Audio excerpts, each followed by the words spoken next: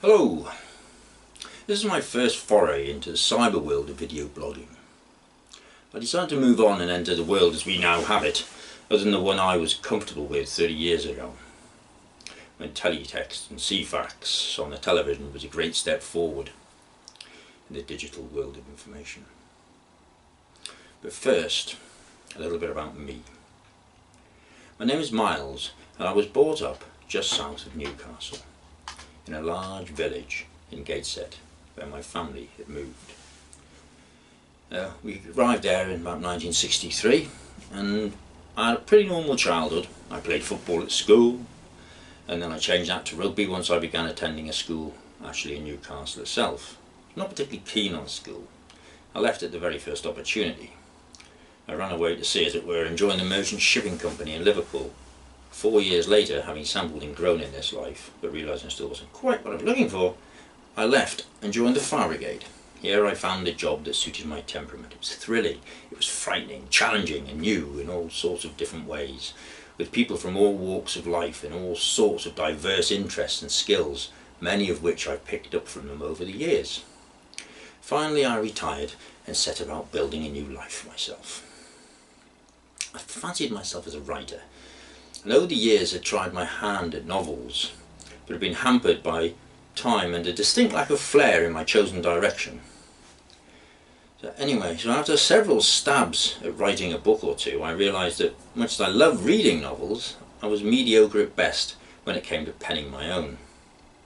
So I laid down my quill and concentrated on my family, children, and my job. This was a very fulfilling period for me, and I'm glad I did not miss it through spending my time locked away over a typewriter. But life moves on and relationships change. My children emigrated with their mother and have built a new interesting life for themselves in Australia. And as much as I miss them, I get a great deal of joy from watching them grow and spread their wings.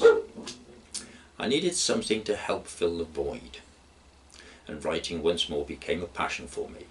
And I filled my time penning short stories or just jotting down observations. Over the course of my life, I've had the joy and benefit of working with people from a huge assortment of backgrounds. Different races, colours and creeds, different nationalities, people with different gender alignments. Doesn't matter, all sorts. They're varied and wonderful. And it did not take long for me to realise there's basically only two types of people out there, and neither of them are classified by any of the above categories. To me, it's you're either pleasant or you're unpleasant. You're either worth knowing or you're not. You're friendly or you're unfriendly. And there are every shade of these, and it is where, when, how you relate to them that classify them as people you wish to know or don't. This is important for me because it was this realisation which helped to open my eyes to what I did enjoy and therefore could do, because I feel passionately about it. About 5 years ago, a friend of mine got in touch. This was just before I retired, and I was chatting to them via a dating site. I was very lonely at this time, and I used the site to find people to talk to. I had several friends who were scattered worldwide, all over the place, Australia, America, the Hebrides, you name it. But this particular friend lived just outside London. I was working in a school where the children were learning about the First World War and life in the trenches, and had been told to write a poem as if they were actually there at that time in those trenches, possibly a letter home, but something like that lines. She said she wouldn't have a clue where to start such a thing, and she asked me what did I think about it. And I said, well, I had no real idea, I'd never considered it before. Because although I'd read authors like Robert Graves and Siegfried Sassoon, as well as watched films, the normal All Quiet on the Western Front, and seen numerous documentaries, The World at War, and all this sort of palaver, had never really given it any special consideration, and had never tried writing poetry, other than some dreadful limericks, years earlier. But that might have been fun to have had a bash and see what came of it.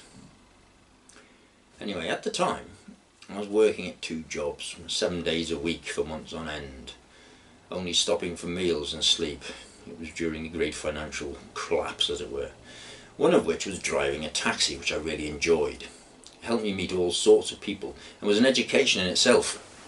However, it also gave me plenty of time with my own thoughts.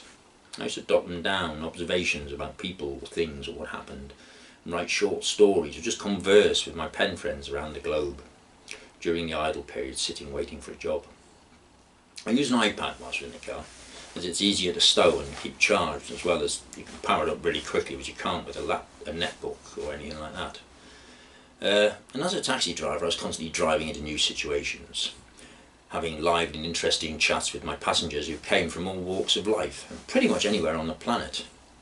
It's quite amazing just who you can end up ferrying around, and many of my preconceptions took a dive over those years. So anyway, back to the poem. So I thought about it all that Friday, Saturday and Sunday whilst I was driving around doing the taxi, using every spare moment thinking about just how I was going to go about tackling such a thing.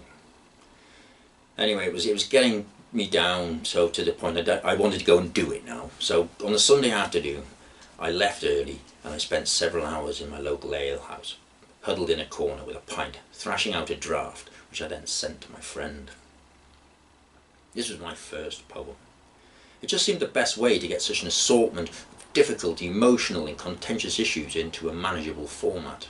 A format which could deliver deep and meaningful thoughts within a very few lines when compared with a short story or a book. But better than that, I found I really enjoyed the challenge of condensing very complex ideas and emotions into a verse, any sort of verse. It appealed to me, and I felt at home with a medium for the first time. In the words of that Frank Sinatra song, I did it my way, which is pretty much true of me most of the time. I can be a bit irritating like that. I'm no interest in writing conventions, the cans and cannots. I did not wish to be taught. I wanted to come from me, not a book. I can't think of a subject I can't create a poem from. If I feel passionately about it, then the core's already there. I just need to draw it out and to get it onto paper so other people can either like it, loathe it, or be indifferent about it. So this is my blog. I intend to read a different poem of mine each fortnight, probably publishing it on a Saturday. With each one I'll give a short summary of what brought that particular poem into being, what led me down that particular rabbit hole. I've been collecting ideas and thoughts for new poems now for about 5 years, but only recently really began to settle down and write them.